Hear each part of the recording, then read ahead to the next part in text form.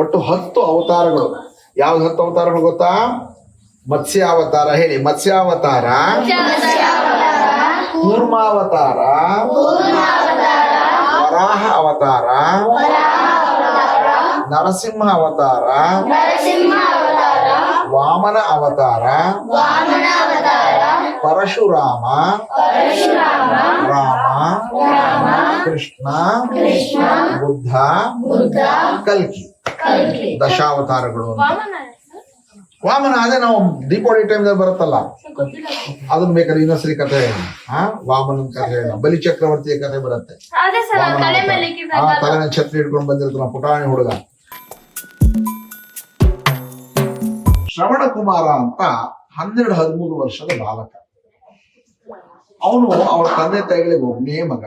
ಅವ್ರ ಅಪ್ಪ ಅಮ್ಮಂಗೆ ಕಣ್ ಕಾಣ್ತಾ ಇರಲ್ಲ, ವಯಸ್ಸಾಗಿರುತ್ತೆ. ತುಂಬಾ ವಯಸ್ಸಾದ್ಮೇಲೆ ಮಗ ಹುಟ್ಟಿರ್ತಾನೆ. ಅಪ್ಪ ಅಮ್ಮಂಗೆ ತೀರ್ಥಯಾತ್ರೆ ಮಾಡ್ಬೇಕು ಅಂತ ಆಸೆ ಆಗುತ್ತೆ. ಅಂದ್ರೆ ಎಲ್ಲ ಅಯೋಧ್ಯೆ, ಪುರಿ, ಕಾಶಿ, ಆಮೇಲೆ ಹರಿದ್ವಾರ, ಋಷಿಕೇಶ, ಎಲ್ಲ ನದಿಗಳನ್ನೆಲ್ಲ ನೋಡ್ಬೇಕು, ತೀರ್ಥ ಸ್ನಾನ ಮಾಡ್ಬೇಕು, ಮಥುರಾ ಎಲ್ಲ ಕಡೆ ಹೋಗ್ಬೇಕು ಅಂತ ಆಸೆ ಆಗ್ತಾ ಇತ್ತು. ಮಥುರಾ ಅಂದ್ರೆ ಏನು ಕೃಷ್ಣಂದೇನು ಜನ್ಮಸ್ಥಾನ ಆಗಿರಲ್ಲ ಅದು, ಯಾಕೆಂದ್ರೆ ಇದು ರಾಮಾಯಣದ ಕಾಲ ತಾನೆ. ಆದ್ರೆ ಅಲ್ಲಿರ್ತಕ್ಕಂಥ ಸರಿಯು ನದಿಗಳ ಸ್ನಾನ ಮಾಡ್ಬೇಕು ಅಂತ ಅನಿಸ್ತಾ ಇತ್ತು. ಉತ್ತರಾಖಂಡಕ್ಕೆ ಹೋಗ್ಬೇಕು, ಕಾಶಿಗೆ ಹೋಗ್ಬೇಕು, ಎಲ್ಲ ತುಂಬಾ ಆಸೆ ಆಗ್ತಾ ಇತ್ತು. ಹೆಂಗ್ ಕರ್ಕೊಂಡು ಹೋಗೋದು? ಸೈಕಲ್ ಇರಲ್ಲ, ಅದಕ್ಕೆ ನಡ್ಕೊಂಡು ಹೋಗ್ಬೇಕಾದ್ರೆ ಇಬ್ರು ಹೆಂಗ್ ಹೊತ್ಕೊಂಡು ಹೋಗೋದು? ಹಿಂದೆಲ್ಲ ನೀರನ್ನು ತಗೊಂಡೋಗ್ಬೇಕಾದ್ರೆ ಏತ ಅಂತ ಕರೀತಾರೆ. ಅಂದ್ರೆ ಒಂದು ಉದ್ದನೆಯ ಬಿದಿರು, ಆ ಕಡೆ ಈ ಕಡೆ ತಕ್ರಿ ತರ, ಅದ್ರ ಒಂದು ನೀರು 2 ಬಿಂದಿಗೆ ಇಟ್ಕೊಳ್ಳೋದು, ಹೊತ್ಕೊಂಡು ಹೋಗೋದು. ನಾನು ಅದನ್ನ ಮಾಡಿದ್ದೀನಿ. ನಮ್ಮ ಕೌಶಲ್ಯ ತಾಯಿ ತವ್ರ ಮನೆ ಕಡೆ ನೀರು ತುಂಬಾ ಕಷ್ಟ ಆದಾಗ ನೀರನ್ನು ತುಂಬಿಕೊಂಡು ಹೀಗೆ ಎತ್ಕೊಂಡ್ ಬರ್ಬೇಕು. ಎಟ್ ಎ ಟೈಮ್ 2 ತಮ್ಮಿ ಹಿಡ್ಕೊಂಡು ಬರ್ಬೋದು. ಹೆಣ್ಮಕ್ಳಾದ್ರೆ ಏನ್ ಮಾಡ್ತಾರೆ, ಸಿಂಬಿ ಸುತ್ಕೊಂಡು ತಲೆ ಮೇಲೆ ಹಿಡ್ಕೊಡ್ತಾರೆ, ಕೊಂಕಾಲ್ ಬೇಕಾದ್ರೆ ಹಿಡ್ಕೊಂಡ್ ಬಂದ್ಬಿಡ್ತಾರೆ. ಗಂಡಸ್ರಿಗೆ ಕಷ್ಟ ಆಗುತ್ತೆ.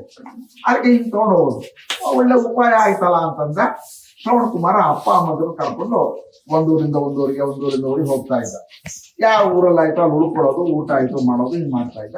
ಬರ್ತಾ ಇರ್ಬೇಕಾದ್ರೆ ಕಾಡಿನ ನಡುವಿನಲ್ಲಿ ತುಂಬಾ ಬಾಯಾರಿಕೆ ಇದೆ. ಮಗುವ ನಮ್ಮ ಸ್ವಲ್ಪ ಬಾಯಾರಿಕೆ ಆಗ್ತಾ ಇದೆ, ಒಂಚೂರು ಇಲ್ಲೇ ಇಳಿಸಿ ಒಂಚೂರು ನೀರು ತಂದ್ಕೊಡು ಅಂತ. ಆಯ್ತು ಅಂತ ಅವರು ಏತದ ಜೊತೆನಲ್ಲಿ ಒಂದ್ ಸ್ವಲ್ಪ ಕತ್ರಿ ಜೊತೆನಲ್ಲಿ ನೀರು ತುಂಬ್ಕೊಳ್ಬೇಕಾಗಿರುವಂಥದ್ದನ್ನು ಕೂಡ ಇಟ್ಕೊಂಡಿರ್ತಾರೆ. ತಮ್ಗೆ ಇಟ್ಕೊಂಡಿರ್ತಾರೆ. ಆಯ್ತು ಹಂಗಾರೆ ತಗೊಂಡ್ ಬರ್ತೀನಿ ಅಂದ್ಕೊಂಡು ಹೋಗ್ತಾನೆ. ಅವನದನ್ನ ಬಾಯಿ ಸಣ್ಣ ಇರುತ್ತೆ, ಅದನ್ನ ನಿಜಾನ ಹಿಂಗ್ ಬಗ್ಸೋದಿಲ್ಲ, ಅದನ್ನ ಹಿಂಗ್ ಬೋರ್ ಹಾಕಿದ್ರು ತುಂಬಿಡ್ತಾನೆ. ಅದು ನೀರು ತುಂಬಿಡುತ್ತೆ. ಆ ಶಬ್ದ ಏನಾಗುತ್ತೆ, ಒಳ್ಳೆ ಆನೆ ನೀರು ಕುಡ್ತಾ ಇರುವಂತ ಶಬ್ದ ತರ ಕೇಳಿಸ್ಬಿಡತ್ತೆ ದಶರಥನಿಗೆ. ದಶರಥನಿಗೆ ಶಬ್ದವೇದಿ ಬಾಣ ಗೊತ್ತಿರುತ್ತಲ್ಲ, ಬಾಣ ಬಿಟ್ಟು ಕೂಡ್ಲೆ ನೇರವಾಗಿ ಎದೆ ಅಯ್ಯೋ ಅಮ್ಮ ಅನ್ಕೊಂಡು ಪಾಪ ನಿಮಗೆ ತಕ್ಷಣ ಆಗುತ್ತೆ. ಅಯ್ಯೋ ನಾನು ಯಾವ್ದು ಆನೆ ಹೊಡೆದೇ ನೋಡಿದ್ರೆ ಅಮ್ಮ ಅಂತ ಕೂಗ್ತಾ ಇದ್ದಾನೆ, ಓಡ್ ಹೋಗ್ರು ನೋಡಿದ್ರೆ ಎದೆ ಚುಚ್ಕೊಂಡು ಅದು ಲೆಫ್ಟ್ ಸೈಡ್ ಇದೆ, ರಕ್ತ ತಕ್ಷಣ ಅವನಿಗೆ ಸಾರಿ ತಪ್ಪಾಯ್ತು, ಕ್ಷಮಿಸ್ಬಿಡು, ಗೊತ್ತಾಗ್ಲಿಲ್ಲ, ದಯವಿಟ್ಟು ನಾನು ನಿನ್ ಕೈ ಹಿಡ್ಕೊಳ್ತಾ ಇದ್ದೀನಿ, ಇದು ನಿನ್ ಕಾಲು ತಿಳ್ಕೊ. ಯಾಕಂದ್ರೆ ಅವ್ನು ರಾಜ, ಇವನೊಬ್ಬ ಸಾಮಾನ್ಯ ಪ್ರಜೆ, ಇನ್ನು 13-14 ವರ್ಷದ ಹುಡುಗ ಬೇರೆ. ಇಲ್ಲ ಏನ್ ಪರವಾಗಿಲ್ಲ, ನಾನು ಹಿಂಗೆ ರಾಜಪ್ಪ ಗೊತ್ತಾಗ್ಲಿಲ್ಲ, ನಿಮ್ಗೆ ಏನ್ ಬೇಕಾದ್ರು ವರ ಕೇಳ್ಕೊ, ನಾನು ಕೊಡ್ತೀನಿ. ನಂತರ ತಪ್ಪಾಯ್ತು ಅಂತ ರಾಜ ಕೇಳಿದ್ರೆ ಏನ್ ಪರವಾಗಿಲ್ಲ, ನಿಮ್ಗೆ ಗೊತ್ತಾಗಿದೆ ಮಾಡಿದ್ಯಾ, ಏನ್ ಮಾಡಕ್ಕಾಗತ್ತೆ, ನನ್ನ ಆಯುಷ್ಯ ಇಷ್ಟೇ ಅಂತ ಕಾಣುತ್ತೆ. ನಮ್ಮ ಅಪ್ಪ ಅಮ್ಮನ್ನ ತೀರ್ಥಯಾತ್ರೆ ಕರ್ಕೊಂಡು ಹೋಗ್ತಾ ಇದ್ದೆ, ತುಂಬಾ ಬಾಯಾರಿಕೆ ಅಂತ ಹೇಳಿದ್ರು. ಫಸ್ಟ್ ತಗೊಂಡು ಅವರಿಗೆ ನೀರು ಕೊಟ್ಬಿಡಿ, ಆಮೇಲೆ ಅಕಸ್ಮಾತ್ ಏನಾದ್ರು ಮಗ ಎಲ್ಲಿ ಅಂತ ಕೇಳಿದ್ರೆ ಬರ್ತಾನೆ, ನೀವೇ ಅವ್ರ ಮಗ ಅಂತ ಹೇಳ್ಬಿಡಿಪ್ಪ ಅಷ್ಟೇ. ಆಯ್ತು, ಪ್ರಾಣ ಬಿಟ್ಟೇ ಬಿಡ್ತಾನೆ. ಅಪ್ಪ ಅಮ್ಮಂದ್ರ ಸೇವಕ ಅಂತಂದ್ರೆ ಶ್ರವಣ ಕುಮಾರ. ಅದಕ್ಕೆ ತುಂಬಾ ಜನ ತಂದೆ ತಾಯಿದ್ರು ನಮ್ಮ ಮಕ್ಕಳು ಶ್ರವಣ ಕುಮಾರನಾಗಲಿ ಅಂತ ಆಸೆ ಪಡ್ತಾರೆ. ಯಾಕೆಂದ್ರೆ ಎಂಥ ಕಡೆಗಾಲದಲ್ಲೂ ಕೂಡ ತಿರಸ್ಕಾರ ಮಾಡ್ತಾ ಇರಲ್ಲ.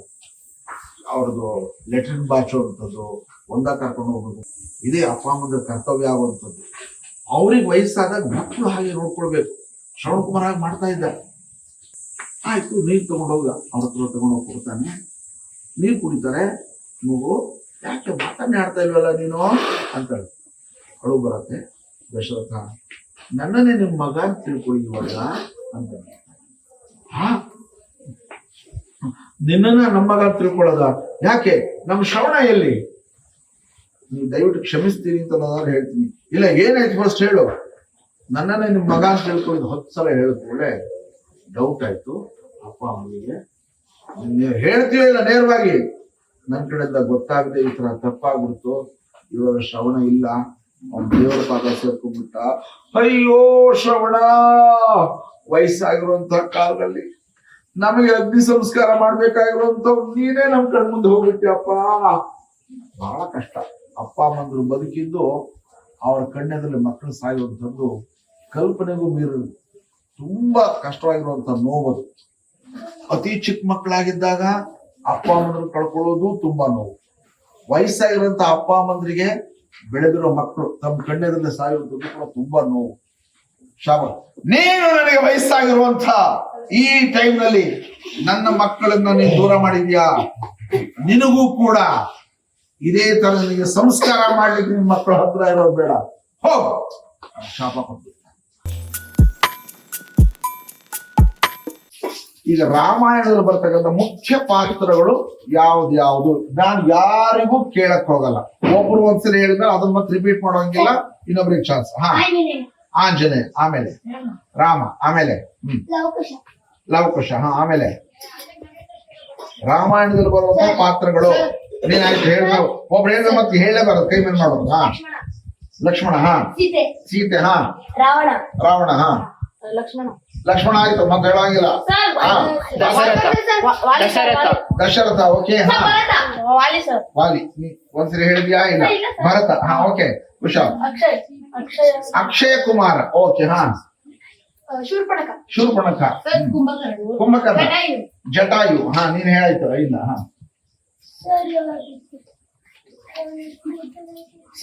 ಹೇಳಿ. ಅರ್ಜುನ ಬರಲ್ಲ.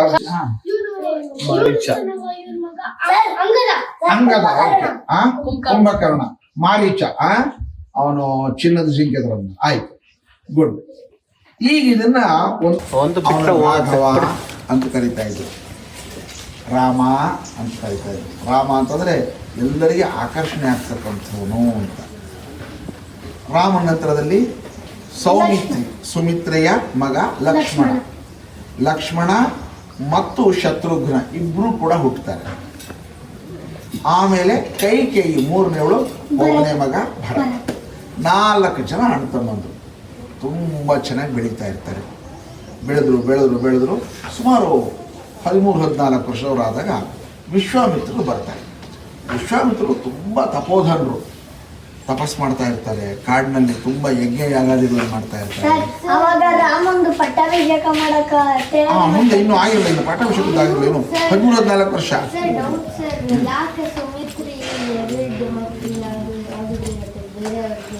ಒಂದೊಂದೇ ಕೆಲವು ಸರಿ ಆಗತ್ತೆ. ಆ ಕೆಲವು ಇದರ ಪ್ರಕಾರವಾಗಿ ಹೆಂಗೆ ಟ್ವಿನ್ಸ್ ಆಗೋದು ಅಂತ ಹೇಳ್ತೀವಲ್ಲ, ಆ ಥರ ಆಗತ್ತೆ.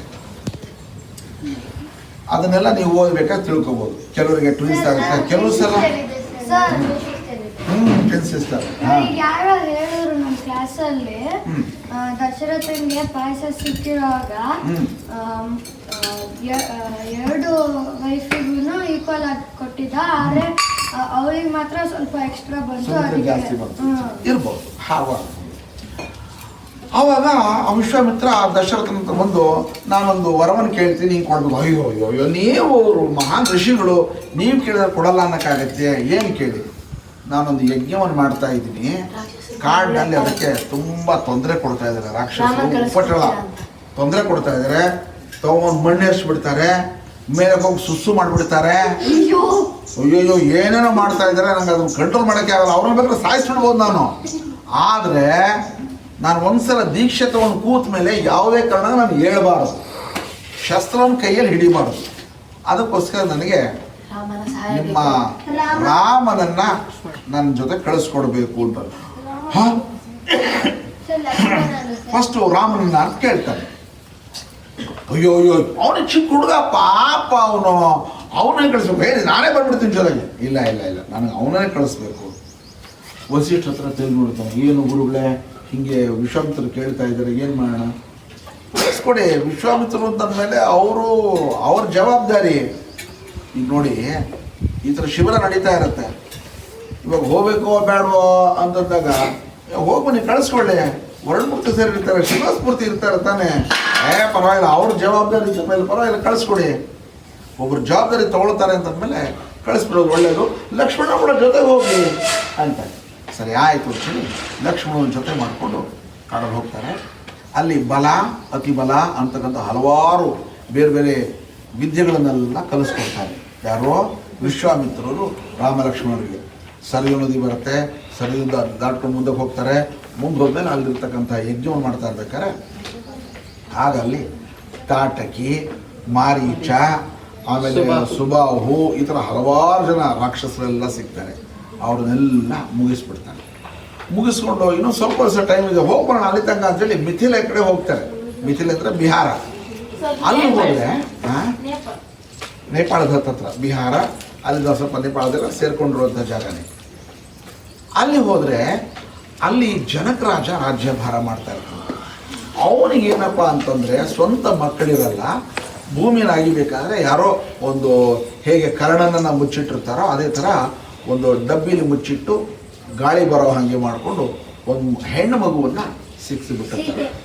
ಅವಳೇ ಸೀತೆ, ಭೂತಾವಿಗೆ ಮಗಳು ಅಂತ ಹೇಳಿ ತೊಗೊಂಡು ಬಂದು ಸಾಕ್ತಾರೆ. ಅವಳು ವಯಸ್ಸಾಗಿರುತ್ತೆ ಕರೆಕ್ಟಾಗಿ. ವಯಸ್ಸಂದರೆ 15-16 ವರ್ಷ ಕರೆಕ್ಟಾಗಿ 15-16 ವರ್ಷ ಆಗಿದೆ.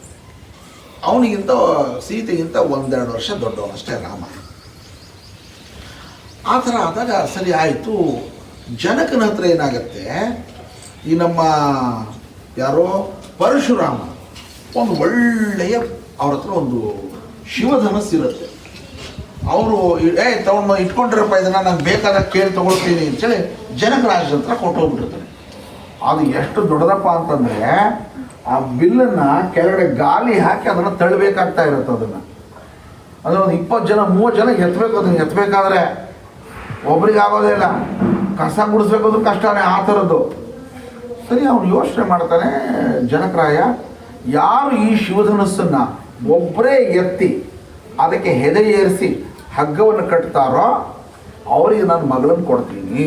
ಅಂದರೆ ಅಷ್ಟು ಶಕ್ತಿವಂತನಾಗಿರಬೇಕು ಅಂತ ಜನಕನಿಗೆ ಅನ್ನಿಸ್ಬಿಡತ್ತೆ. ಖುಷಿ ಆಗುತ್ತೆ.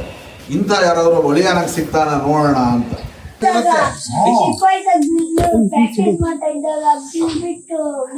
ಬಗ್ಗೋಗ್ಬಿಟ್ಟಿರುತ್ತೆ. ಹೌದು, ವಯಸ್ಸಾದಂಗೂ ಆಗಿರುತ್ತೆ, ಹೊಡೆದಾಗಲೂ ಆಗಿರುತ್ತೆ. ಆ ಮಂಥರ ಏನ್ ಮಾಡ್ತಾಳೆ, ಕೈಗೆ ಚುಚ್ಕೊಟ್ ಬಿಡ್ತಾಳೆ. ಸಾಮಾನ್ಯ ಅಸೂಯೆ ಅನ್ನುವಂಥದ್ದು ಕಾಮನ್. ಹೆಣ್ಣು ಮಕ್ಕಳಿಗೆ ಅದನ್ನು ಜಾಸ್ತಿ ಹೆಚ್ಚು. ತಾಯಂದ್ರಿಗೆ ಅಸೂಯೆ ಅಂದ್ರೆ ಈರ್ಷ್ಯ, ಹೊಟ್ಟೆ ಕಿಚ್ಚು. ಮೆಲ್ಲಕ್ಕೆ ಚುಚ್ಕೊಟ್ ಬಿಡ್ತಾಳೆ ಕೈಗೆ. ನೋಡು, ನಾಳೆ ಬೆಳಿಗ್ಗೆ ರಾಮನಿಗೆ ಪಟ್ಟಾಭಿಷೇಕ ಬಿಡ್ತಾರಂತೆ. ಕೈ ಖುಷಿ ಆಗ್ಬಿಡತ್ತೆ. ಆಗ್ಲಿ, ಅವನು ನಮ್ ದೊಡ್ಡ ಮಗ ತುಂಬಾ ಪ್ರೀತಿ ಮಾಡ್ತಾ ಇರ್ತಾಳೆ. ಬಹಳ ಖುಷಿ ಆಯ್ತು. ತಗೋ, ನಿನಗೆ ಹಾರ ಕೊಡ್ತಾ ಇದ್ದೀನಿ, ಇಷ್ಟು ಒಳ್ಳೆ ಮಾತು ಹೇಳಿದ್ಯಾ ಅನ್ಕೊಂಡು ಕೊಟ್ಬಿಡ್ತಾಳೆ. ಅವಾಗ ಅಯ್ಯೋ, ತಲೆ ಚಚ್ಕೊಳ್ಬೇಕು ನಿನ್ ಬುದ್ಧಿಗೆ.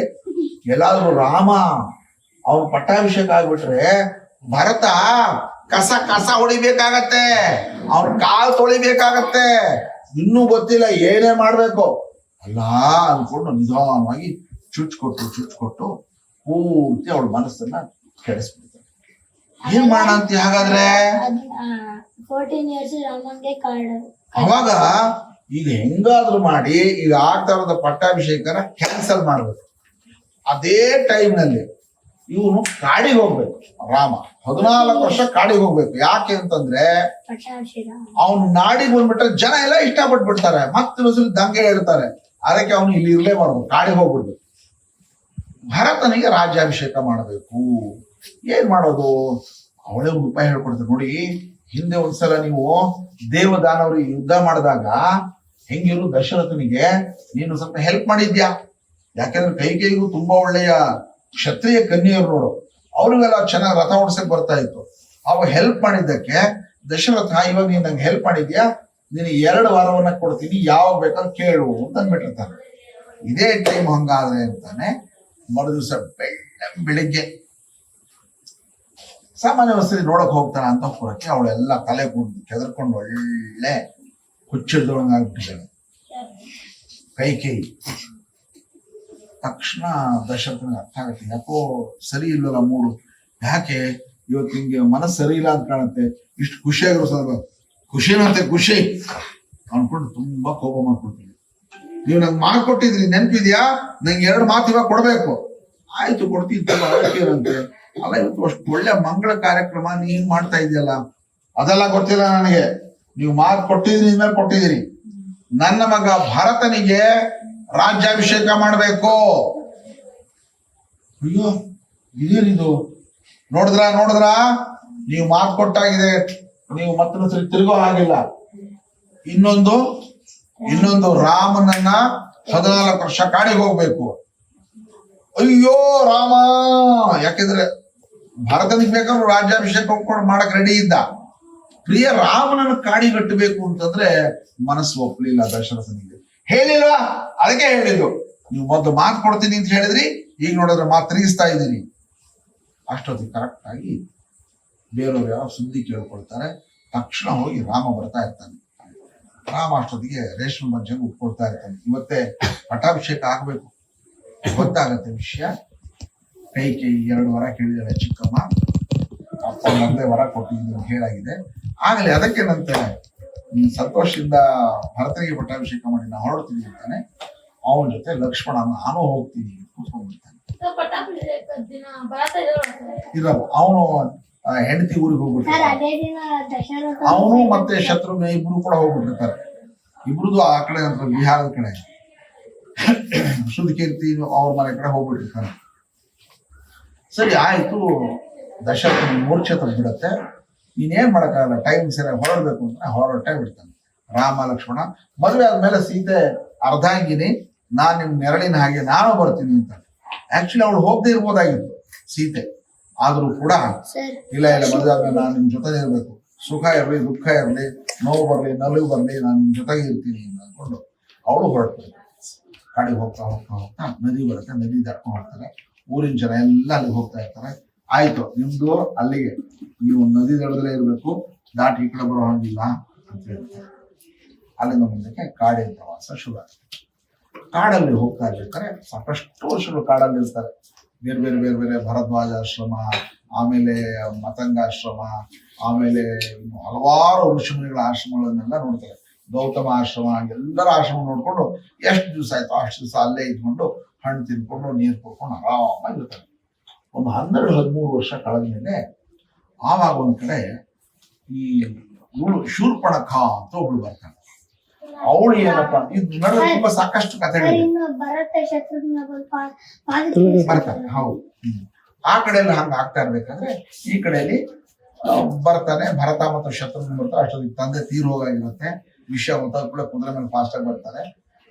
ಸಾಯೋ ಟೈಮಲ್ಲಿ ಕರೆಕ್ಟ್ ಆಗಿ ಯಾರು ಇರಲ್ಲ, ಅವ್ನಿಗೆ ಒಂದು ಸ್ವಲ್ಪ ನೀರು ಕೊಡಕ್ಕೂ ಯಾರು ಇರಲ್ಲ.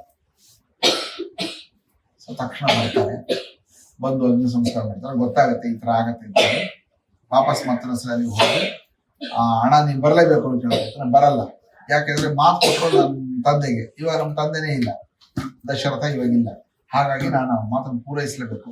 ಆಗಲಿ ಅಟ್ಲೀಸ್ಟ್ ನಿನ್ ಪಾದುಕೆ ನಾನು ಕೊಡು ಅಂತೇಳಿ, ಪಾದುಕೆ ಅಂದ್ರೆ ಕಾಲಿಗೆ ಹಾಕೊಳ್ತಕ್ಕಂಥ ಮರದ ಚಪ್ಪಲಿ, ಅದನ್ನೇ ತಗೊಂಡ್ ಬರ್ತಾನೆ. ತಗೊಂಡ್ ಬಂದು ನಂದಿಗ್ರಾಮ ಅನ್ನೋಂಥ ಒಂದು ಜಾಗದಲ್ಲಿ ಇದ್ಕೊಂಡು ಏನೋ ದೊಡ್ಡ ಸಿಂಹಾಸನ, ಆ ಸಿಂಹಾಸನದ ಮೇಲೆ ಆ ಚಪ್ಪಲಿಗಳನ್ನ, ಆ ಪಾದುಕೆಗಳನ್ನ ಇಟ್ಟು ತುಂಬಾ ಚೆನ್ನಾಗಿ ರಾಜ್ಯಭಾರ ಮಾಡ್ತಾನೆ ಭರತ.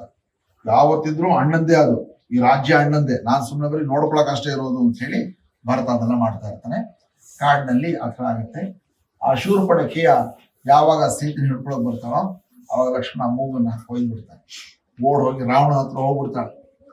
ಹಂಗೆ ಅವಳು ಹಾರಕ್ ಬರ್ತಾ ಇರ್ತಾರೆ. ರಾಕ್ಷಸಿ ತಾನೆ ಅವಳು, ಹೆಂಗೆ ಅಂದ್ರೆ ಹಂಗ ಹಾರಕ್ ಬರುತ್ತೆ. ಹೋಗಿ ಹೇಳ್ತಾನೆ, ಸರಿ ಆಯ್ತು ಹಂಗಾರೆ, ಅಣ್ಣ ನಿನಗೋಸ್ಕರ ಒಳ್ಳೆ ಹುಡುಗಿ ನೋಡಿದ್ದೆ, ನೋಡಿದ್ರೆ ಹಿಂಗ ಆಗ್ಬಿಡ್ತು ಅಂತಾನೆ. ಸರಿ ಹಂಗಾರೆ ಅವನಿಗೆ ತುಂಬಾ ಆಸೆ. ಅಂದ್ರೆ ಅವನ ಮನ ಅಂತಃಪುರದ ಸಾಕಷ್ಟು ಜನ ಮಹಿಳೆಯರು ಇರ್ತಾರೆ, ಎಲ್ಲಾ ತರದ ಮಹಿಳೆಯರು ಇರ್ತಾರೆ. ಸ್ವತಃ ಮಂಡೋದರಿ ಎಲ್ಲರಿಗಿಂತ ರೂಪವತಿ ಹೆಂಡತಿ. ಆದ್ರೂ ಕೂಡ ಅವನಿಗೆ ಸೀತೆಯನ್ನು ಹಿಂಗಾರು ಮಾಡಿ ಹೊತ್ಕೊಂಡ್ ಬರ್ಬೇಕು ಅಂತ ಅನ್ಸುತ್ತೆ. ಮಾರೀಚನ್ ಕಳಿಸ್ಕೊಡ್ತಾನೆ. ಬೇಡ ಬೇಡ ಮಾರೀಚ ಹೇಳ್ತಾನೆ, ರಾಮ ಮಹಾಪರಾಕ್ರಮಿ, ನಾನು ಹೋಗಲ್ಲ ಬೇಡ ಅಂತಾನೆ. ನೀನ್ ಹೋಗ್ತೀಯೋ ಇಲ್ಲ ಅಂದ್ರೆ ನೀನ್ ಇಲ್ಲ ಕೊಂದ್ಬಿಡ್ತೇನೆ. ಸರಿ ಹೆಂಗಿರು ಸಾಯ್ಬೇಕು, ರಾಮನ್ ಕೈಯಲ್ಲೇ ಸತ್ರ ಆಯ್ತು ಅಂದ್ಕೊಂಡು ಹೋಗ್ತಾನೆ. ಅಲ್ಲಿ ಹೋಗಿ ಜಿಂಕೆಯ ರೂಪದಲ್ಲಿ, ಅದು ಚಿನ್ನದ ಜಿಂಕೆಯ ರೂಪದಲ್ಲಿ ಬರ್ತಾನೆ. ಅದಕ್ಕೆ ಹೇಳ್ತಾನೆ, ವಿನಾಶ ಕಾಲೇ ವಿಪರೀತ ಬುದ್ಧಿ ಅಂತ ಅನ್ನೋದು ಇದೇ ಕಾರಣಕ್ಕೆ. ಚಿನ್ನದ ಜಿಂಕೆ ಬರುತ್ತೆ, ಸೀತೆ ಇಷ್ಟಪಟ್ಟು ಬಿಡ್ತಾಳೆ. ರೀ ನಂಗೆ ಜಿಂಕೆ ತಂದು ಕೊಡ್ತೀರಾ ಅಂತ. ಕಾಡಲ್ಲಿ ಅಲ್ಲ ಕಣೆ, ಚಿನ್ನದ ಜಿಂಕೆ ಅದು ಇರಲ್ಲ ಕಣೆ. ರೀ ಹಂಗಾರೆ ಹೇಳ್ಬೇಡ್ರಿ, ನೋಡಿ ಎಷ್ಟು ಚೆನ್ನಾಗಿದೆ ಅದು, ಎಷ್ಟು ಚೆನ್ನಾಗಿ ನನ್ನೇ ನೋಡ್ತಾ ಇದೆ ನೋಡಿ, ಅದನ್ನ ತಗೊಂಬರಿ ಸ್ವಲ್ಪ ಮುದ್ದು ಮಾಡೋಣ ಅಂತ. ಇಲ್ಲ ಕಣೆ, ಅದು ಚಿನ್ನದ ಜಿಂಕೆ ಇರಲ್ಲ ಕಣೆ ಅದು ಅಂತಂದ್ರೂ ಗೊತ್ತಾಗಲ್ಲ. ವಿನಾಶಕಾಲ ನೋಡಿ, ರಾಮನಿಗೂ ಕೂಡ ಅದು ಮಂಕ ಕೌಲ್ ಬಿಡುತ್ತೆ. ಓಡೋಗ್ತಾನೆ ಬಿಲ್ ಹಿಡ್ಕೊಂಡು ಓಡೋಗ್ತಾನೆ ದೂರ ಹೋಗ್ತಾನೆ. ಇನ್ನು ಅದನ್ನ ಬದುಕಿದ್ರು ಸರಿ ಇಲ್ಲ, ಸಾಯಿಸೋದು ಪರವಾಗಿಲ್ಲ, ತಗೊಂಡ್ಬಂದ್ಬೇಡ ಅಂದ್ಕೊಂಡು ದೂರ ಅಟ್ಟಿಸ್ಕೊಂಡು ಹೋಗ್ತಾನೆ. ಅದು ಅಷ್ಟೇ, ಮಾರೀಚ ಹೆಂಗಿರು ಚಿನ್ನ ಜಿಂಕೆ ರೂಪದಲ್ಲಿ ಇರ್ತಾನಲ್ಲ, ದೂರ ಹೋದ್ಮೇಲೆ ಬಾಣ ಬಿಟ್ಟೆ ಬರ್ತಾನೆ. ಹಾ ಲಕ್ಷ್ಮಣ, ಹಾ ಸೀತೆ ಅನ್ಕೊಂಡು ಸತ್ತೋಗ್ತಾನೆ. ಮನುಷ್ಯ ಕೂತ್ಕೊಂಡು ಇವಾಗ ಏನಾಗುತ್ತೆ, ಇಲ್ಲಿ ಸೀತೆ ಗಾಬರಿ ಆಗುತ್ತೆ. ಅಯ್ಯೋ ಲಕ್ಷ್ಮಣನನ್ನು ನನ್ನ ಕೂಗ್ತಾ ಇದ್ದಾಳೆ ಅಂತಂದ್ಮೇಲೆ ನಮ್ಮ ಮನೆಯವರಿಗೆ ಏನೋ ಅಪಾಯ ಆಗಿದೆ, ಬೇಗ ಹೋಗು. ಅವ್ರಿಗೆ ಗೊತ್ತಾಗತ್ತೆ, ಇಲ್ಲ ಅತ್ತಿಗೆ ಅದು ಮೋಸದ್ದು ಮಾಯಾವಿದು. ಇಲ್ಲ ಹಂಗಲ್ಲ ಅಲ್ಲ, ನನ್ನ ಆಣೆ ನೀನು ಹೋಗಲೇಬೇಕು ಇವಾಗ. ಸರಿ ಲಕ್ಷ್ಮಣ ಗೆರೆ ಎಳೆದು ನೀನ್ ಇದ್ರ ಒಳಗಡೆನೆ ಇರು, ಇನ್ನು ಏನೂ ಆಗಲ್ಲ ಅಂತ ಹೇಳ್ತಾರೆ. ಯಾಕಂದ್ರೆ ಲಕ್ಷ್ಮಣದ್ದು ಬ್ರಹ್ಮಚರ್ಯದ ಅವನ ಒಂದು ತಪಸ್ಸಿನ ಶಕ್ತಿ ಇರುತ್ತೆ. ಆ ಶಕ್ತಿ ಮೇಲೆ ಯಾವ್ದು ಬೇಕಾದ್ರೂ ಮಾಡ್ಬೋದು. ಆ ಥರ ಮಾಡಿ ಅವ್ನು ಹೋಗ್ತಾನೆ. ಅಲ್ಲಿ ಹೋದ್ಮೇಲೆ ನೋಡಿದ್ರೆ ಗೊತ್ತಾಗತ್ತೆ, ತುಂಬಾ ದೂರಕ್ಕೆ ಹೋಗೋ ಹೊತ್ತಿಗೆ ಇದು ಮೋಸ ತಪ್ಪಾಗ್ಬಿಟ್ಟಿದೆ ಅಂತ ಗೊತ್ತಾಗುತ್ತೆ. ಅಷ್ಟೊತ್ತಿಗೆ ರಾವಣ ಬಂದು ನೀನೇ ನನಗೆ ಭಿಕ್ಷೆ ಕೊಡಬೇಕು ಅಂತ ಗೆರೆಯಿಂದ ಹೊರಗಡೆ ಎಳ್ಕೊಂಡು ಹೊತ್ಕೊಂಡು ಹೋಗೇ ಬಿಡ್ತಾನೆ. ಹೋಗ್ತಾಗ ಕಾಪಾಡಿ ಅಂತ ಜೋರ ಕಿರ್ಸ್ಕೊಳ್ತಾ ಇರುವಾಗ ಜಟಾಯು ಅಂತ ಒಂದು ದೊಡ್ಡ ಪಕ್ಷಿ, ಹದ್ದು ವಲ್ಚರು, ರಣಹದ್ದು ಒಂಥರ ತುಂಬಾ ವೆರಿ ರೇರ್. ಅದು ಈ ಬಸ್ಸಿಗಿಂತ ದೊಡ್ಡದಾಗಿರುತ್ತೆ ಅಂತ ಇಟ್ಕೊಳ್ಳೋಣ. ಅದು ಇದಕ್ಕಿಂತ ದೊಡ್ಡದಾಗಿತ್ತು. ಅದು ಸ್ಕೂಲ್ ಅಷ್ಟು ದೊಡ್ಡದು. ಅವತ್ತು ರಾವಣ ಹಂಗೆ ಇದ್ದ ಅಂತ ಇಟ್ಕೊಂಡು, ಎಷ್ಟು ದೊಡ್ಡದು, ಎಷ್ಟು ರೊಕ್ಕ ಹಿಂಗೆ ಬಡ್ಕೊಂಡು ಹೆಣ್ಮಗಳು ಅಳ್ತಾ ಇದ್ದಾಳಲ್ಲ ತಡೆಯಲ್ಲಿ ಅನ್ಕೊಂಡು ನಿಲ್ಲಿಸ್ಬಿಡ್ತಾನೆ. ಯಾಕೆ ಏನು ಅಂತಂದ್ರೆ, ನೀನೊಬ್ಳೆ ಹೆಣ್ಣು ಅಬಲೆಯನ್ನ ನೀನು ಹೊತ್ಕೊಂಡು ಹೋಗ್ತಾ ಇದೀಯಾ, ನಾನು ಹೋಗೋದಕ್ಕೆ ಬಿಡೋದಿಲ್ಲ ಅಂತ. ಜುಜ್ಬಿ ಪಕ್ಷಿ ದಾರಿ ಬಿಡೋ, ಇಲ್ಲ ನಾನು ಕಟ್ ಮಾಡ್ಬಿಡ್ತೀನಿ. ಕಟ್ ಮಾಡ್ತೀಯ ಅನ್ಕೊಂಡು ಅದು ದಬ್ಬು ಕೊಕ್ಕಿರುತ್ತಲ್ಲ, ಕೊಕ್ಕಲ್ ಹೊಸರು ಕಚ್ಬಿಡ್ತಾನೆ. ಕಚ್ಚಿದ ಕುಳಿ ಕೂಕಿಗಳ ಅಂತ ರಾವಣ. ಆಗಲ್ಲ. ಸರಿ, ತಕ್ಷಣ ಹೋಗಿದ್ದು ಅವನು ಎರಡು ಕೈಗಳು ತುಚ್ಚಿ ಅವನ ಕೈಗಳಿರುತ್ತಲ್ಲ, ಕೈಗಳೆಲ್ಲ ಫುಲ್ ತುಂಡು ಕೆಳಗಡೆ ಬಿಡ್ಬರುತ್ತೆ. ಇದು ಲಾಸ್ಟ್ ಚಾನ್ಸ್, ಬಿಡ್ತೀಯೋ ಇಲ್ಲೋ ಅಂತ ಕತ್ತಿ ಹೇಳಿತಾನೆ. ಬಿಡಲ್ಲ ಕಣ, ಏನ್ ಮಾಡ್ತೀಯ ಠಗಾ ಅಂತ ಒಂದು ಪಕ್ಷಿಯಿಂದ ರಾಕ್ ಹೊಡಿತಾನೆ. ಅವನ ರಥ ಪೂರ್ತಿ ಕೆಳಗಡೆ ಬಿದ್ದು ಹೋಗ್ಬಿಡ್ತಾನೆ. ಈಗ ರಥನೂ ಇಲ್ಲ, ಮಾವತಗನು ಸತ್ತೋಗ್ಬಿಟ್ಟ, ಅವನು ರಥ ಓಡಿಸೋನು ಸತ್ತೋಗ್ಬಿಟ್ಟಿದ್ದಾನೆ, ಯಾರು ಇರೋದೇ ಇಲ್ಲ. ಇವಾಗ ಅಳ್ತಾ ಇರ್ತಾಳೆ, ನೋಡಿದ್ರೆ ಪಕ್ಷಿ ಜೊತೆ ಯುದ್ಧ ಮಾಡ್ತಾ ಇದ್ದಾನೆ ರಾವಣ. ಅವನಿಗೆ ಒಳ್ಳೆ ಕವಚ ಇದೆ, ಎಲ್ಲ ಇದೆ. ಅದು ಮೈಕೆಯಲ್ಲಿ ರಕ್ತ ಬರುತ್ತೆ ಇರುತ್ತೆ, ಭುಜ ಬೇರೆ ಎಲ್ಲ ಕಿತ್ತೋಗಿರುತ್ತೆ. ಸರಿ ಇದೆ ಚಾನ್ಸ್ ಅಂತಾನೆ ಕತ್ತಿ ಅಂತ ಹೊರದೇ ಬಿಡ್ತಾನೆ. ಮುಕ್ಕಾಲ್ ಭಾಗ ಸತ್ತೋಗ್ಬಿಡ್ತಾನೆ. ಜಟಾಯುವಿನ ರೆಕ್ಕೆ ಎಲ್ಲ ಬಿದ್ದೋಗ್ಬಿಟ್ಟಿರುತ್ತೆ. ಆದ್ರೂ ಹೊರದ ನೀಲಿ ಕೂರ್ದೆ ಹೋಗುತ್ತೆ, ಅರ್ಧಂಬರ್ಧ ಸಾಯಕಾಗಿರುತ್ತೆ. ಮತ್ತೊಂದ್ಸರಿ ಎತ್ಕೊಂಡು ಮತ್ತೊಂದ್ಸರಿ ಅವನ ಹೆಂಗಿರೋ ಮಾಯ ಆಗಿರ್ತಾನೆ. ಮತ್ತಿನ್ನೊಂದ್ಸರಿ ಹೊರದೆಲ್ಲ ತಿಸ್ಕೊಂಡು ಆ ಕಡೆ ಹೋಗ್ಬಿಡ್ತಾನೆ. ಆಮೇಲೆ ರಾಮ ಲಕ್ಷ್ಮಣ ಹುಡುಕೊಡ್ತಾ ಬರ್ತಾನೆ. ಅಲ್ಲಿ ಮಠನಾಶ್ರಮಗಳ ಇದು ಬರುತ್ತೆ. ಶಬರಿ ಇರ್ತಾಳೆ, ಶಬರಿಯ ಫಲ ಅಂತ ಹೋಗ್ತಾರೆ. ನೀವು ಹೋಗಿ ಬನ್ನಿ ಅಂತಾನೆ. ಅವಳದು ಅಲ್ಲಿ ಆಯುಸ್ ಮುಗಿಯುತ್ತೆ. ಆಮೇಲೆ ಹುಡ್ಕೊಳ್ತಾ ಬರ್ತಾನೆ.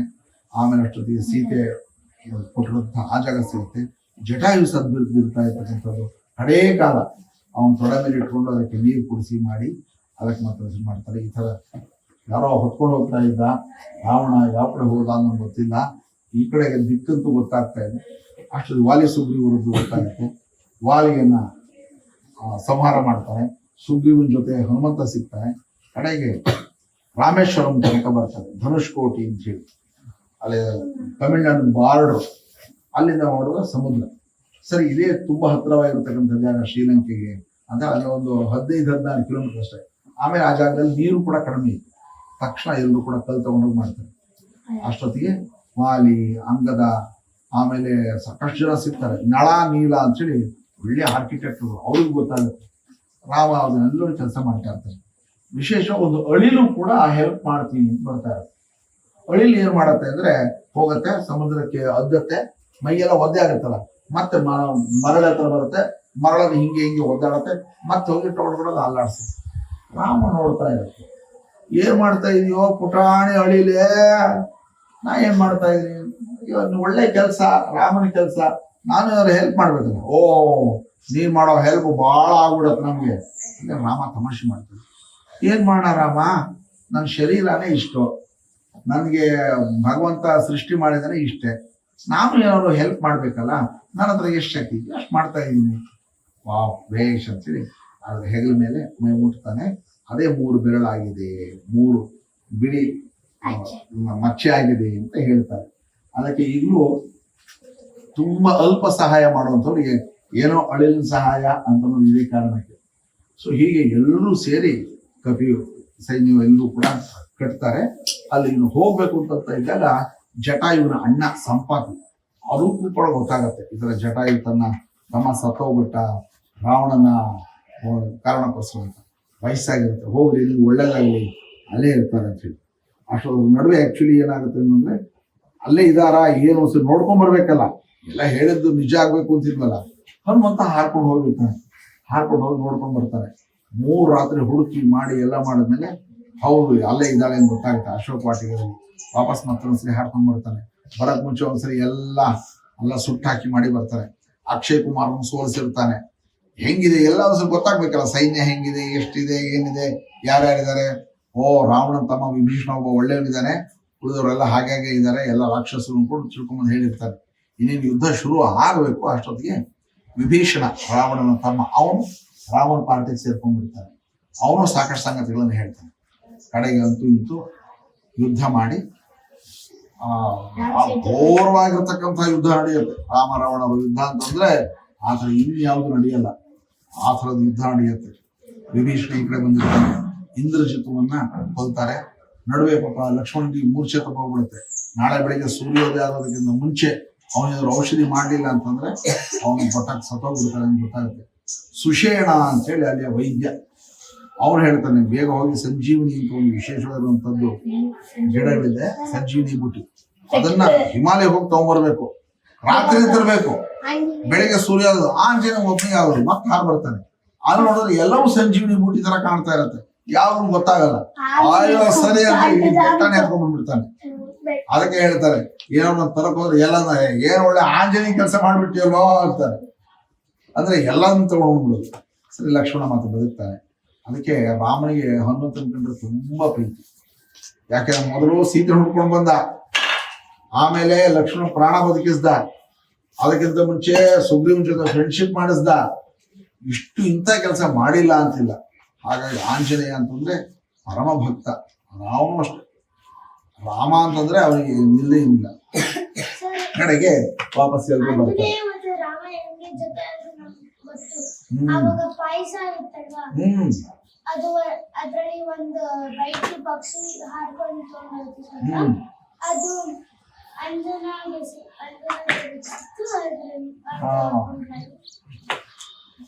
ಆಮೇಲೆ ಕಡೆಗೆ ಏನಾಯ್ತು ಅಂತಂದ್ರೆ ಎಲ್ಲ ವಾಪಸ್ ಬರ್ತಾರೆ. ಎಲ್ಲರಿಗೂ ರಾಮ ಒಂದಷ್ಟೆಲ್ಲವನ್ನ ಉಡುಗೊರೆ ಕೊಡ್ತಾರೆ. ನೀವೆಲ್ಲರೂ ಕೂಡ ಯುದ್ಧದಲ್ಲಿ ತುಂಬಾ ಸಹಾಯ ಮಾಡಿದ್ರಿ ಅಂತ ಹೇಳಿ.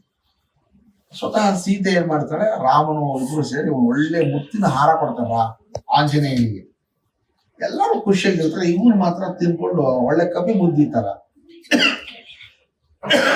ಪ್ರತಿಯೊಂದು ಮಣಿಯನ್ನು ಕಚ್ಚದ ಬಿಸಾಕೋದು. ಮೋತಿ ಒಂದೊಂದು ಕೂಡ ಕೋಟ್ಯಾಂತರ ರೂಪಾಯಿ ಬೆಲೆ ಬಾಳುವಂತದ್ದು. ರಾಮನಿಗೆ ಆಶ್ಚರ್ಯ ಆಗುತ್ತೆ. ನೀನ್ ಎಲ್ಲಾರು ನಿನ್ ಮಂಗ ಬುದ್ಧಿ ಬಿಡಲ್ವಲ್ಲೋ ನೀನು ಅಂತ. ಅದ್ ರಾಮ ಆಂಜನೇಯನಿಗೆ ತಮಾಷೆ ಮಾಡ್ತಾನೆ. ಯಾಕೆ ಪ್ರಭುಗಳೇ, ಸೀತನು ಕೇಳ್ತಾಳೆ, ಹೌದು ಮತ್ತೆ ಇಷ್ಟು ಒಳ್ಳೆ ಬೆಲೆ ಬಾಳ್ತಕ್ಕಂಥದ್ದು ನೀನ್ ಕಡ್ದು ಎಲ್ಲ ಬಿಸಾಕ್ತಾ ಇದೆಯಲ್ಲ, ಅಲ್ಲ ಇದರಲ್ಲಿ ರಾಮ ಇದಾನ ನೋಡ್ತಾ ಇದ್ದೀನಿ ಅಂದ್ರೆ ಪ್ರತಿಯೊಂದರಲ್ಲೂ ರಾಮನನ್ನ ನೋಡ್ಬೇಕು ಅಂತ ಆಸೆ ಇರುತ್ತೆ ಆಂಜನೇಯನಿಗೆ. ಅವನ ಆ ಮಣಿನಲ್ಲಿ ಇಲ್ಲ ಅಂತಂದ್ರೆ ಕಾಣ್ತಾ ಇಲ್ಲ, ನಂಗೆ ಆಗ್ಬೇಕು ಬೇಡ, ಅಷ್ಟರ ಮಟ್ಟಿಗೆ ಅವನಿಗೆ ವೈರಾಗ್ಯ. ರಾಮನ ಎಲ್ಲ ಕಡೆ ರಾಮ ರಾಮ ರಾಮ ರಾಮ ಅದೇ ಇರ್ಬೇಕು ಅಂತ. ಸೊ ಹೀಗೆ ಆಗತ್ತೆ. ಒಂದಷ್ಟು ದಿವಸ ಆದ್ಮೇಲೆ ಹೀಗೆ ತಮಾಷೆಗೆ ಕೆಲವು ಕಡೆ ಆಂಜನೇಯನಿಗೆ ಪೂರ್ತಿ ಕೆಂಪು ಬಣ್ಣ ಇರುತ್ತೆ. ನೋಡಿದಿರಾ, ಕೆಂಪು ಬಣ್ಣದ ಆಂಜನೇಯ ಇರ್ತಾನೆ. ಒಂದ್ಸಲ ಸೀತೆ ಕನ್ನಡಿ ಮುಂದೆ ನಿಂತ್ಕೊಂಡು ಬೊಟ್ಟು ಇಟ್ಕೊಳ್ತಾ ಇರ್ತಾರೆ. ಬೊಟ್ಟು ಅಂದ್ರೆ ಈ ರೆಡಿಮೇಡ್ ಬೊಟ್ಟು ಅಂಟಿಸ್ಕೊಳ್ಳೋದಲ್ಲ, ಇವತ್ತಿನ ತರ ಟಿಕ್ಲಿ ಅಲ್ಲ, ಕುಂಕುಮ ಹಚ್ಕೊಳ್ತಾವ ಇರ್ತಾಳೆ. ಹನುಮಂತ ಬಂದು ನೋಡ್ತಾನೆ, ಸೀತಮ್ಮ ಏನ್ ಮಾಡ್ತಾ ಇದ್ದೀರಿ ಅಂತಾರೆ. ನಾನು ಬೊಟ್ಟಿಟ್ಕೊಳ್ತಾ ಇದ್ದೀನಿ ಕಣೋ ಅಲಂಕಾರ ಮಾಡ್ಕೊಳ್ತಾ ಇದ್ದೀನಿ. ಯಾಕೆ? ರಾಮನಿಗೆ ಹಿಂಗ್ ಬಟ್ಟಿಟ್ಕೊಂಡ್ರೆ ಇಷ್ಟ ಆಗತ್ತೆ, ಚೆನ್ನಾಗ್ ಕಾಣ್ತೀನಿ ನಾನು. ಹನುಮಂತ ತಕ್ಷಣ ಹೋಗಿದ್ದು ಅಲ್ಲೆಲ್ಲ ಒಂದು ಒಳ್ಳೆ ಕುಂಕುಮ ಇತ್ತು, ಮೈ ಕೈ ಲಾಚ್ಕೊಂಬಿಟ್ಟ ಫುಲ್ಲು. ಸೀತಮ್ಮ ಸೀತಮ್ಮ ನಾನ್ ನೋಡಿದ ಹೆಂಗ್ ಕಾಣ್ತಾ ಇದ್ದೀನಿ, ನಾನು ತುಂಬಾ ಚೆನ್ನಾಗ್ ಕಾಣ್ತೀನಲ್ಲ ರಾಮನಿಗೆ. ರಾಮ ನೋಡ್ತಾನೆ, ಅಯ್ಯೋ ಅಯ್ಯೋ ರಾಮ. ತುಂಬಾ ಖುಷಿ ಆಗ್ಬಿಡುತ್ತೆ ರಾಮನಿಗೆ. ಅಂದ್ರೆ ಹೆಂಗಾದ್ರಾಗ್ಲಿ ರಾಮನಿಗೆ ಇಷ್ಟ ಆಗ್ಬೇಕು, ಹೆಂಗಾದ್ರಾಗ್ಲಿ ರಾಮನಿಗೆ ಚೆನ್ನಾಗಿ ಕಾಣ್ಬೇಕು. ಅವತ್ತಿಂದ ತುಂಬಾ ಜನ ಅದಕ್ಕೆ ಆಂಜನೇಯ ಪೂಜೆ ಇಡೀ ಮೈ ಪೂರ್ತಿ ಕುಂಕುಮ ಬಳದಿರ್ತಾರೆ, ಅವನಿಗೆ ಅದು ಇಷ್ಟ ಅಂತ ಹೇಳಿ.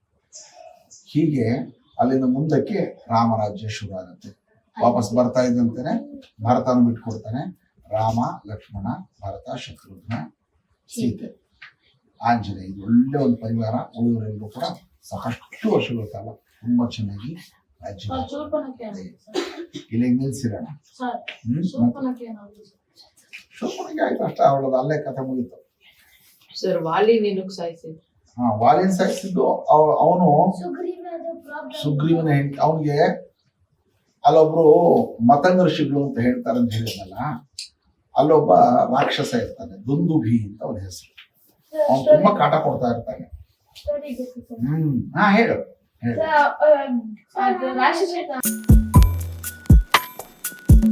ಮಹಾಭಾರತದಲ್ಲಿ ಒಟ್ಟು ಎಷ್ಟು ಶ್ಲೋಕಗಳಿವೆ? 24,000. ರಾಮಾಯಣದಲ್ಲಿ 24,000 ಕಣು. 7 ಕಾಂಡ ರಾಮಾಯಣದಲ್ಲಿ. ಮಹಾಭಾರತದಲ್ಲಿ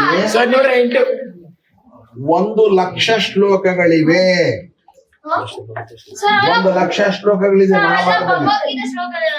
ಆ ಮಹಾಭಾರತದಲ್ಲೇ 720 ಶ್ಲೋಕ ಭಗವದ್ಗೀತೆದು. ಭಗವದ್ಗೀತೆ ಸಪರೇಟ್ ಏನಲ್ಲ, ಭಗವದ್ಗೀತೆ ಮಹಾಭಾರತದೇ ಒಂದು ಭಾಗ ಅದು, ಗೊತ್ತಾಯ್ತಾ? ಸೊ ಆದಿ ಪರ್ವ ಅಲ್ಲಿಂದ ಶುರು ಆಗುತ್ತೆ, ಗೊತ್ತಾಯ್ತಾ? ತ್ರೇತಾಯುಗದಲ್ಲಿ ರಾಮನ ಕಾಲ ರಾಮಾಯಣ, ದ್ವಾಪರ ಯುಗದಲ್ಲಿ ಮಹಾಭಾರತ, ಕೃಷ್ಣನ ಕಾಲ. ಇದು ನಡೆಯುವಂಥದ್ದು 2 ಫ್ಯಾಮಿಲಿಗಳ ನಡುವೆ ಅಷ್ಟೇ ಇದು. ಆದ್ರೆ 2 ಮನೆತನಗಳು ಇಡೀ ದೇಶ ತುಂಬೆಲ್ಲ. ಅವತ್ತಿನ ಕಾಲದಲ್ಲಿ ಪಾಕಿಸ್ತಾನ, ಗಾಂಧಾರ ಕೂಡ ಇತ್ತು. ಶಂತನು ಅಲ್ಲಿಂದ ಶುರು ಆಗತ್ತೆ, ಅವನ ತಂದೆಗಿಂತ ಶುರು ಆಗತ್ತೆ, ಗೊತ್ತಾಯ್ತಾ? ಶಂತನು ಏನ್ ಮಾಡ್ತಾನೆ, ಅವನಿಗೆ ಗಂಗೆಯ ಜೊತೆ ಮದುವೆ ಆಗಿರುತ್ತೆ. ಗಂಗೆಯ ಜೊತೆ, ಗಂಗಾ ಅವಳ ಮಗನೇ ಭೀಷ್ಮ. ಅವನ ಮೊದಲನೇ ಹೆಸರು ದೇವವ್ರತ ಅಂತ. ಭೀಷ್ಮನ ಮೊದಲ ಹೆಸರೇನು? ದೇವವ್ರತ.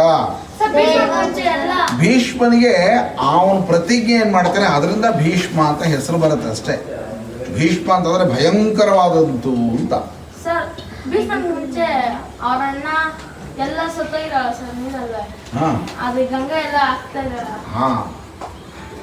ಕಡೆಗೆ ಏನಾಗುತ್ತೆ, ಆ ಭೀಷ್ಮನ ತಂದೆಗೆ ಶಂತನುಗೆ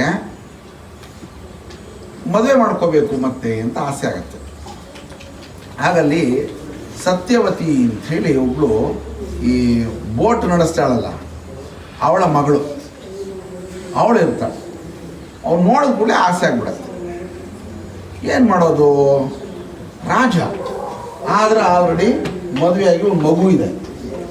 ಈ ಟೈಮ್ನಲ್ಲಿ ಮದುವೆ ಆಗೋದು ಸರಿನಾ? ಆಯ್ತು, ಮಾತು ಕೊಟ್ಬಿಟ್ಟಿರ್ತಾನೆ, ಆಯ್ತು ಮದುವೆ ಆಗ್ತೀನಿ. ಶತಮಾನದಲ್ಲಿ ಈಗಿಂದ ಹೆಚ್ಚಿಗೆ ಒಂದು 6,000 ವರ್ಷದ ಹಿಂದೆ, 6,000 years. ರಾಮಾಯಣ ಅದಕ್ಕಿಂತ ಒಂದು 10,000 ವರ್ಷದ ಹಿಂದೆ. ಅದೊಂದು 6,000, ಒಂದು 25-30,000 ವರ್ಷದ ಹಿಂದೆ. ಸರಿ, ಕಡೆಗೆ ಭೀಷ್ಮನಿಗೆ ಗೊತ್ತಾಗತ್ತೆ, ದೇವವ್ರತನಿಗೆ ತನ್ನ ತಂದೆ ಮಾತು ಕೊಟ್ಬಿಟ್ಟಿದ್ದಾನೆ, ಹಾಗಾಗಿ ಇನ್ನೊಂದು ಮದುವೆ ಆಗಬೇಕು ಅಂತ ಹೇಳಿ, ಆದರೆ ಆಗ್ತಾ ಇಲ್ವಲ್ಲ ಅಂಥೇಳಿ ಗೊತ್ತಾಗತ್ತೆ. ಅವಾಗ ಪ್ರತಿಜ್ಞೆ ಮಾಡ್ತಾನೆ. ಯಾರು ಬೆಸ್ತರವನು ಇರ್ತಾನೋ ಕೇವಟ ರಾಜ, ಆಯ್ತು ಏನು ಯೋಚನೆ ಮಾಡಬೇಡ, ನನಗೆ ಮದುವೆಯಾಗಿ ಮಕ್ಕಳಾದರೆ ಮಾತ್ರ ತಾನೇ ರಾಜ್ಯದಲ್ಲಿ ಹಿಸ್ಸೆ ಕೇಳೋದು, ಭಾಗ ಕೇಳೋದು, ನಾನು ಮದುವೆನೇ ಆಗೋದಿಲ್ಲ ಅಂಥೇಳಿ ಆಕಾಶಕ್ಕೆ ಕೈಗಳನ್ನು ಮೇಲೆ ಮಾಡಿಕೊಂಡು ಈ ಗಾಳಿ, ಸೂರ್ಯ, ಚಂದ್ರರೇ ಸಾಕ್ಷಿ ಅಂದ್ಕೊಂಡು ಮಾಡ್ತೀನಿ. ತುಂಬ ಕಷ್ಟ ಆ ಥರ. ಅದನ್ನೇ ಭೀಷ್ಮ ಪ್ರತಿಜ್ಞೆ ಅಂತ ಕರೀತಾರೆ. ಮೊದಲನೇವಳು ಪಾಂಡು, ಆದರೆ ಅವ್ರ ಮೈಯೆಲ್ಲ ಬಿಡಿಸ್ಕೊಂಡ್ಬಿಟ್ಟಿರುತ್ತೆ, ಅವ್ರ ಮಕ್ಕಳೇ ಪಾಂಡವರು. ಧೃತರಾಷ್ಟ್ರನಿಗೆ ಗಾಂಧಾರಿ ಅಂತ ಹೆಂಡತಿ, ಅವರ ಮಕ್ಕಳೇ ಕೌರವ. ಬೆಳ್ಳಗಾಗ್ಬಿಟ್ಟಿರುತ್ತೆ. ಯಾಕೆಂದ್ರೆ ಧೃತರಾಷ್ಟ್ರನಿಗೆ ಕಣ್ಣಿಲ್ಲ, ಹಾಗಾಗಿ ತನಗೂ ಕೂಡ ಆ ಒಂದು ನೋಡತಕ್ಕಂತ ಸೌಂದರ್ಯ ಸುಳಿತಕ್ಕಂತ ಅವಕಾಶ ಬೇಡ.